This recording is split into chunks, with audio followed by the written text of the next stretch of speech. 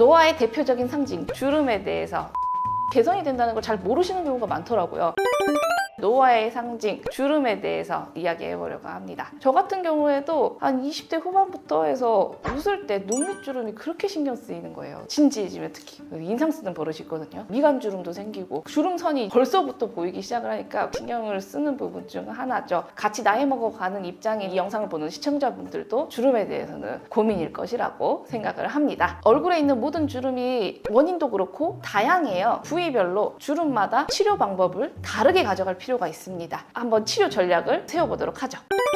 첫 번째, 눈가 눈밑주름에 대해서 먼저 말씀드릴게요. 눈 주위 같은 경우에는 피부가 얇기 때문에 노화가 진행됐을 때 가장 먼저 티가 납니다. 웃을 때 주로 생기는 표정주름이에요. 처음에는 웃을 때만 해서 눈 옆으로 해서 눈 밑으로 해서도 살짝 잡히는 그런 주름이었다면 나이가 먹으면서 30대 이후부터는 웃지 않아도 자리를 잡아서 주름이 잡히게 됩니다. 이러한 이제 눈가 주름을 만드는 주요 표정근은 바로 알륜근이라고 해서 눈 주위로 해서 동그랗게 있는 근육인데요. 이 근육의 움직임을 보톡스로 잡으면은 이러한 표정 주름들을 개선시킬 수가 있습니다. 근데 다른 부위 주름과 다르게 웃을 때 자연스럽게 생기는 주름이다 보니까 눈가 주름을 완벽하게 피려고 들면은 굉장히 웃을 때 부자연스러워지실 수 있어요. 그렇기 때문에 눈밑이랑 눈가 쪽에 보톡스를 맞으실 때는 최대한 자연스럽게 과하지 않게가 핵심입니다. 눈가 주름에는 세 가지 정도로 나눠서 볼 수가 있어요. 눈가 쪽에 까마귀발 주름, 이거 같은 경우에는 표정 주름이라서 보톡스로 해서 잡아집니다. 그다음에 눈밑 같은 경우에 세로주름과 가로주름이 있어요. 눈밑 세로주름 같은 경우에는 더모톡신처럼 얕게 놓는 주사로 해서 움직임에 대한 영향을 최소화하고 주름이 좋아지는 효과를 노릴 수 있습니다. 다만 눈밑 가로주름 같은 경우에는 보톡스에 대해서 크게 효과가 없어요. 그 이유는 뭐냐면은 피부 탄력이 꺼지면서 피부 그 자체가 쪼글쪼글 해가지고 생기는 주름이 많기 때문에 탄력을 보강해주는 형태로 가야 되고, 탄력을 보강해주는 시술로는 정도가 심하지 않는 분들 같은 경우에 스킨 부스터류, 리쥬란이나 물광주사나 이런 부분을 통해서 개선을 해보실 수 있고요. 심하신 분들 같은 경우에는 아예 볼륨을 추가하는 필러나 주베룩 볼륨, 울트라콜 같이 눈 밑에 부드러운 재질로 해서 볼륨을 추가하는 방법이 있겠습니다. 이걸로도 개선이 안 된다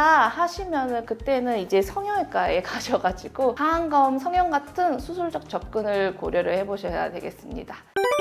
다음 부위는 팔자주름입니다. 얼굴에서 중안부에 차지를 하다 보니까 팔자주름 같은 경우에는 인상을 결정하는 결정적인 주름이기는 합니다. 그리고 대표적인 큰 주름에 속하고요. 세 가지 유형으로 나눠서 볼 수가 있어요. 첫 번째는 안쪽에 있는 깊은 볼 지방이 노화에 의해서 감소되면서 팔자주름이 심화된 경우. 두 번째 같은 경우에는 팔자 주위에 있는 지방 패드가 노화에 의해서 증가하고 늘어지면서 더 심해 보이는 경우. 세 번째는 첫 번째, 두 번째가 섞여 있는 혼합형 유형이에요. 각 유형마다 추천되는 시술이 조금씩은 차이가 있는데, 첫 번째 유형 같은 경우에는 필러만으로도 충분히 개선이 될 수가 있어요. 두 번째 유형 같은 경우에는 지방 패드가 내려온 거기 때문에 이 지방 패드에 대한 교정이 필요하겠죠. 그래서 필러와 더불어서 이 지방 패드를 올려주는 하이프 리프팅이나 인모드 같이 이 지방 패드를 줄이는 노력이 필요하고, 그걸로도 안 된다 하면은 실리프팅으로 직접적으로 끌어올려주는 벡터를 추가하는 방법이 있겠습니다. 세 번째, 혼합형 같은 경우, 대개는 혼합형이라서 방금 말씀하신 시술들을 좀 복합적으로 같이 해서 진행을 하시는 게 좋겠습니다. 다른 주름들과 다르게 팔자주름 같은 경우에는 보톡스의 효과가 굉장히 제한적이에요. 큰 근육들이 관여를 하다 보니까 근육의 움직임 때문에 팔자주름이 깊어지는 경우 외엔 주름선이 생기신 분들 같은 경우에는 서브 시전을 해주면서 스킨 보톡스로 해서 얕게 뜨는 주사를 같이 해주시면 효과를 보실 수 있겠습니다.